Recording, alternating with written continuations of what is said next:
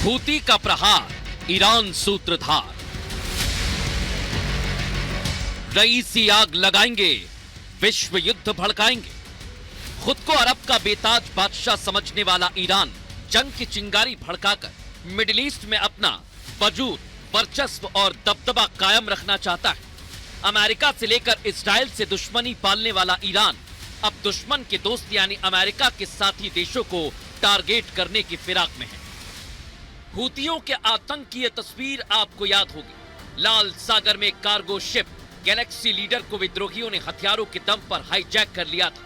ये जहाज तुर्की से भारत आ रहा था। एक बार फिर हूतियों ने ऐसी ही हिमाकत की और भारत से संबंधित 2 जहाजों को निशाना बनाया है। लेकिन खतरे की घंटी यह है कि यमन के पास लाल सागर में उत्पात मचाने वाले हूती अब हिंद महासागर तक पहुंच चुके हैं। 1 महीने में लाल सागर में हमले तेज किए गए। लाल सागर, उसके पास 100 से ज्यादा अटैक हुए हैं। अमेरिकी मिलिट्री का हूतियों पर बड़ा दावा सामने आया। 70 दिनों में 15 जहाजों पर हमला कर चुके हैं। खुद को ईरान का सहयोगी बताने वाले हूती भी अमेरिका, इस्राइल, सऊदी अरब को अपना दुश्मन मानते हैं। ऐसे में हूतियों के इन हमलों के पीछे ईरान का हाथ बताया जा रहा है। हूती विद्रोहियों ने लाल सागर में पिछले कुछ दिनों से हर कॉमर्शियल शिप के ऊपर अटैक करना प्रारंभ किया है। एक कॉमर्शियल शिप जो भारत आ रहा था और जिसका संबंध इजराइल से बताया जाता है, उसके ऊपर हूती विद्रोहियों ने एक ड्रोन से अटैक कर दिया है। समंदर में अमेरिका इस्राइल को निशाना बनाने वाले अब भारत को चैलेंज करने लगे हैं, क्योंकि भारत और अमेरिका की दोस्ती मजबूत है और गाजा जंग में तटस्थ रहने वाले भारत के इस्राइल से भी घनिष्ठ संबंध है। ऐसे में क्या चीन अपना मौका देख रहा है, क्योंकि उसने ईरान के जरिए इस्राइल विरोधी मुहिम चलाई है। ईरान ने ही अरब मुल्कों की बैठक बुलाई, जंग के लिए उकसाया। सब कुछ करके भी नाकाम रहने के बाद अब ईरान अपनी दुश्मनी और वर्चस्व के लिए क्या विश्व युद्ध भड़काना चाहता है।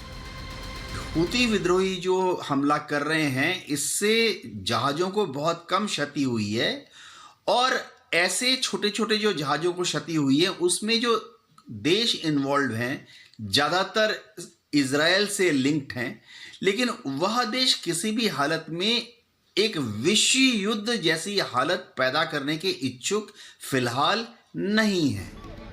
ईरान की करतूत गाजा जंग में दुनिया देख रही है। हमास, हिजबुल्लाह जैसे आतंकियों को हथियार सप्लाई किए गए। यूक्रेन के खिलाफ रूस को भी ड्रोन देने के आरोप लगे और अब अमेरिका ने ताजा मामले में खुलासा किया है कि हूतियों को ईरान ने हथियार दिए हैं। ईरान ड्रोन से जहाज पर हमले किए गए हैं। अमेरिका के दावे को ईरान ने नकार दिया। ईरान के डिप्टी फॉरेन मिनिस्टर अली बघेरा ने कहा है कि हूतियों के पास खुद के हथियार हैं। किसी भी हमले का फैसला उनका ही है। यानी ईरान अब पल्ला झाड़ रहा है। मगर सवाल है कि क्या ईरान या हूतियों को कोई सबक सिखाने की जरूरत है? हूती के साथ ईरान है और ईरान का जो चाबहार बंदरगाह है वो हमारे लिए आवश्यक है चाइना के स्ट्रिंग ऑफ पर्ल्स को कंट्रोल करने के लिए। लिहाजा इस समय हमारी समझ में ये ठीक रहेगा कि हम बजाय किसी डायरेक्ट कन्फ्रंटेशन के इजराइल को एक्टिव करना इवेंट्स ना से ही कम से कम टैसिट अप्रूवल अवश्य दें। मोदी बाइडेन चुप नहीं बैठेंगे। हिंदुस्तान ने समंदर में अपनी ताकत दिखा दी। हमले के बाद गुजरात के करीब आते जहाज को लाने के लिए वॉरशिप भेज दिया है। तो उधर अमेरिका लाल सागर में भारतीय क्रू मेंबर्स को बचाने के लिए उतर गया। यानी किसी भी हाल में भारत को छेड़ोगे तो मोदी छोड़ेंगे नहीं। Bureau report, Republic Bharat.